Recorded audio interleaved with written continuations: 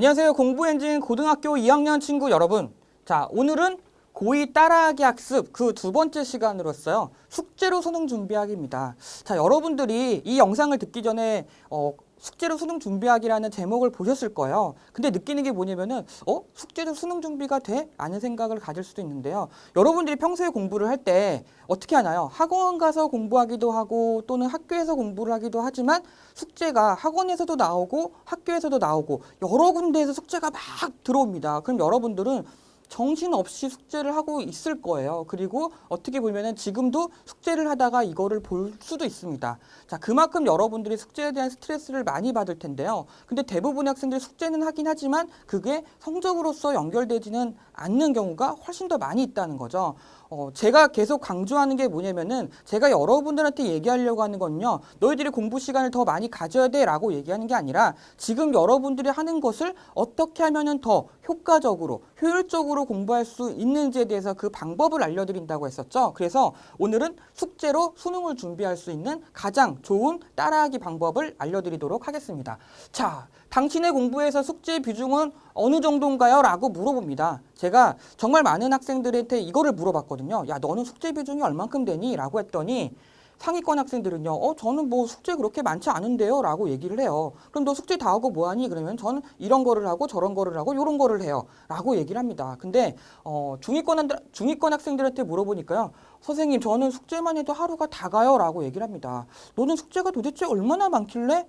하루 종일 숙제를 해도 이렇게 모질하니 시간이 모질하니 라고 얘기를 하면은 이것도 해야 되고요, 이것도 해야 되고요, 이것도 해야 돼요 라고 얘기를 합니다. 그래서 실제 숙제를 하다가 하루가 다 지나간 학생들도 많이 봤어요. 그리고 하위권은요, 선생님 저는 숙제를 하루에 다 하기도 어려워요. 그래서 내일로 넘기기도 하고요. 그리고 뭐 예를 들어서 학원 가기 바로 전날에 숙제를 몰아서밖에 할 수가 없는 저의 상황이 너무나 안타까워요 라고 얘기를 하고 있습니다.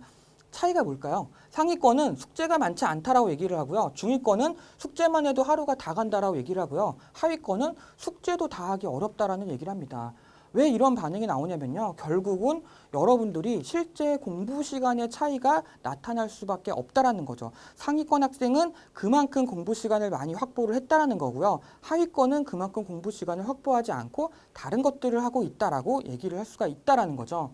자, 숙제를 잡아야 수능 준비가 쉬워진다라고 제가 계속 강조를 하고 있습니다. 왜 강조를 하냐면요. 여러분들이 공부하는 비중에서 숙제하는 비중이 하루에서 굉장히 많은 시간을 차지하고 있기 때문이죠. 자, 그래서 제가 얘기를 하는 거는 생각만 바꿔도 숙제는 최고의 수능 대비 방법이 될 수 있다라고 얘기를 합니다. 여러분들은 숙제를 할 때 어떤 생각을 가지고 어떤 마음을 가지고 하고 계신가요? 그 마음이 변하지 않으면은 여러분들은 숙제는 단지 양을 채우기 위한 과정에 지날 뿐이고요. 그리고 이게 바로 수능과 성적이 연결되지 않는다라는 점을 반드시 기억하시고 이 다음 거를 보셔야 됩니다. 자, 숙제할 때 어떤 생각을 해야 되냐면은 반대된 생각을 했는데 대부분의 학생들이 빨리 끝내고 쉬어야지 또는 빨리 끝내고 다른 거를 해야 되지 라는 생각을 가지고 있거든요. 이렇게 생각을 하면 안 돼요. 이거에 반대되는 생각을 하셔야 되고요. 두 번째는 언제 다 하지? 이 많은 양을 이렇게 생각을 합니다. 사실 양이 숙제가 많은 경우가 대부분이에요. 왜냐면은 학원을 가잖아요. 내가 영어 학원을 가면은 영어만 생각하기 때문에 영어 숙제만 계속 내주죠. 수학을 가면은 수학만 생각하기 때문에 수학을 많이 내줘요. 이 정도는 해야지 성적이 올라갈 수 있다라고 생각을 하기 때문에 그만큼 많은 숙제를 내주는 거죠. 근데 받아들이는 당사자는 영어도 해야 되죠. 수학도 해야 되죠. 다른 것들도 굉장히 많이 하게 됩니다. 그리고 그것뿐만입니까? 학교에서도 숙제를 계속 내주기 때문에 정신없이 허덕이게 되죠. 그래서 언제 다 하지라는 생각을 가지고 있습니다. 근데 실제 하는 거를 보면요. 숙제가 그렇게 오래 걸리지는 않는다는 거예요. 그리고 마음만 급해서 빨리 끝내자라는 생각으로 하기 때문에 더 빨리 끝날 수도 있고 오히려 숙제가 마무리되면 여유 시간이 분명히 존재하고 있다라는 거죠. 근데 결과적으로 어떤가요? 점수와는 상관없는 숙제를 하고 있다는 게 가장 큰 문제점이다라고 말씀드릴 수가 있습니다. 빨리 끝내자, 언제 다 하지? 라는 생각을 반대로만 바꾸신다고 하더라도 여러분들은 숙제를 가지고 효과를 볼 수가 있습니다.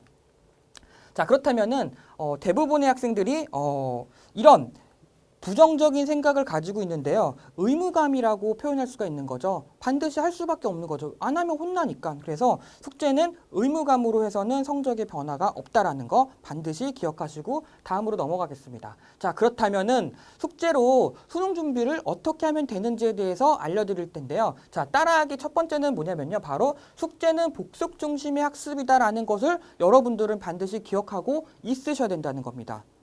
숙제를 예습으로 하는 경우는 많지 않죠. 숙제를 복습으로 하는 경우가 많은데요. 이 복습에서는 배운 내용을 반드시 정리하라. 이 얘기를 반드시 하죠. 복습을 할 때 필요한 거는 무엇이냐? 배운 내용을 반드시 정리하라는 겁니다. 여러분들이 숙제를 하기 전에 반드시 해야 될 건 뭐냐면요. 숙제에서 배웠던 내용들, 즉 다시 말하면은 여러분들이 어떤 개념을 공부를 했을 거예요. 그리고 그것과 연관된 숙제를 내줄 텐데 이 개념에 대해서 정리를 반드시 한 다음에 숙제를 진행을 하셔야 된다는 겁니다. 학교에서 수업을 들었어요. 수업을 듣고 나서 숙제가 내줬어요. 그러면은 학교에서 배운 내용을 정리를 한 다음에 숙제를 해야지 여러분들이 속도가 훨씬 더 빨라진다라는 점을 잊지 말고 기억하셔야 됩니다. 그리고 두 번째는 내용 정리가 되어 있으면 문제풀이는 빨라집니다. 무슨 얘기냐면은 여러분들이 수업을 듣고 나서 바로 문제를 풀면 다 풀리죠. 근데 시간이 지나고 나서 다시 풀려고 하면은 안 풀리죠. 왜냐면은 배운 내용을 다 잊어버리기 때문이에요. 그래서 정리를 반드시 하라라고 제가 강조를 하는데 정리한 상태에서 문제를 풀게 되면은 문제 푸는 속도는 그만큼 더 빨라질 수밖에 없다라는 거죠. 그래서 반드시 숙제하기 전에 배운 내용을 정리를 하시라는 거.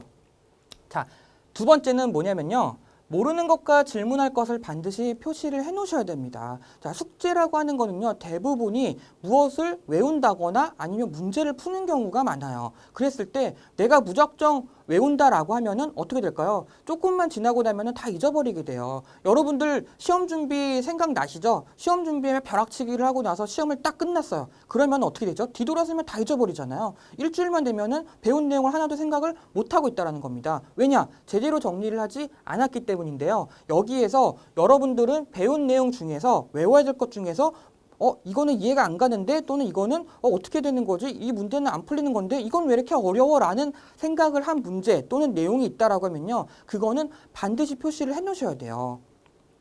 그리고 그거는 반드시 질문을 하셔야 됩니다. 왜냐면은 질문이라고 하는 것은 여러분들이 궁금하거나 모르는 거잖아요. 숙제에서 모르는 것은요. 계속 모릅니다.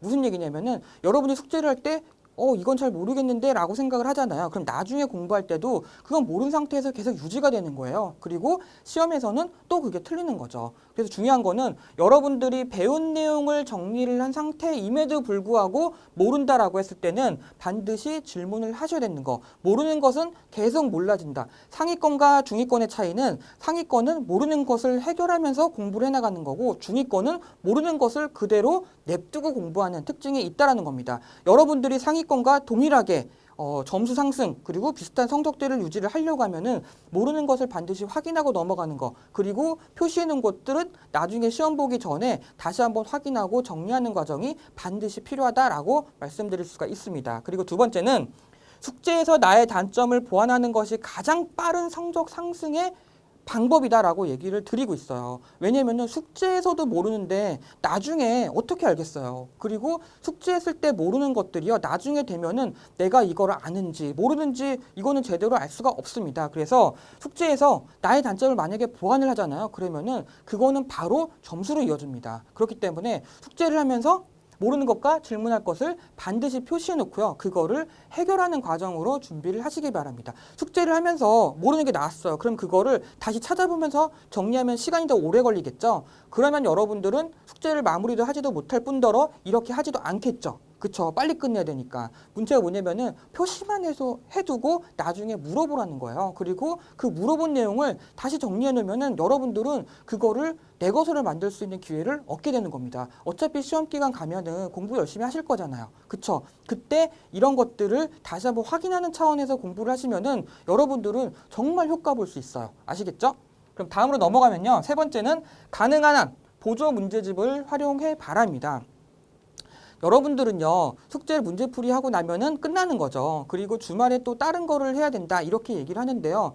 여러분들 주변에는요, 책상에 보면은 동일하게 비슷한 문제집들이 최소한 한 권 이상씩은 있어요. 학교에서 사용하는 거, 학원에서 사용하는 거, 또는 인터넷 강의를 들으면서 사용하는 거, 과외를 하면서 하는 거 등등등 혼자서 공부하기 위해서 그리고 만들어 놓은 거 여러 가지 교재가 있는데요. 그 교재들을 적절하게 활용해 보라는 겁니다. 보조 문제집을 하라는 거는 뭐냐면요. 한번 배운 내용을 가지고 보조 문제집에 있는 문제를 내가 배운 내용만 골라서 풀어본다라고 했을 때 어떻게 될까요? 더 빨리 문제를 풀 수가 있고요. 거기에서 틀린 문제들이 나의 약점이 되는 겁니다. 왜냐면은 나는 내용도 정리도 했고 문제도 풀어봤는데 또 그것과 비슷한 문제지, 그것과 비슷한 진도를 나가고 있는 교재에서 문제를 푸는데 틀렸다라고 하는 건요. 내가 완벽하게 이해하지 못하고 있다는 거죠. 그것만 해결하면요. 여러분들은 점수가 엄청나게 상승하게 될 것입니다. 그리고 시험 볼 때 또는 수능을 준비할 때 이런 패턴으로만 공부를 하는 게 습관화만 되어 있잖아요. 습관만 되어 있으면 여러분들은요. 상위권 따라잡는 거 우습습니다. 여러분들이 이런 방식으로만 공부를 하시면은 동일한 공부 시간에서 더 큰 효과를 얻을 수 있는 방법을 얻게 되실 겁니다. 그리고 이렇게 너 국어도 해, 영어도 해, 수학도 해, 뭐 탐구도 해 이런 식으로 얘기하면요. 여러분들은 절대 못할 거예요. 보조 문제집을 사용하는 거는요. 여러분들이 생각할 때 집중 과목에 맞춰가지고 하시면 됩니다. 나는 취약한 게 수학이야. 나는 취약한 게 국어야. 나는 취약한 게 영어야. 그중에서 내가 점수를 가장 올려야 될 것은 이거야 라고 하면은 먼저 그거를 해보시라는 거예요. 그리고 그거를 했을 때 여러분들이 효과를 보게 되면요. 자연스럽게 다른 과목도 넘어가게 됩니다. 그래서 한꺼번에 여러 과목을 동시에 하시면은 금방 지치게 되고 금방 실패하게 되거든요. 그러니까 일단 이거를 진행할 때는요. 한 과목을 먼저 진행을 하시고요. 거기에서 효과를 얻었을 경우에서는 여러분들이 하지 말라고 해도 그거를 자연스럽게 하게 될 겁니다. 보조 문제집을 활용하고요. 따라하기를 제가 3가지를 얘기했던 거를요. 딱 3주만 한번 해보시면요. 습관이 잡히실 거고요. 눈으로 보이거나 또는 느껴질 수 있는 자신의 실력 상승을 경험하시게 될 겁니다. 정리하면요.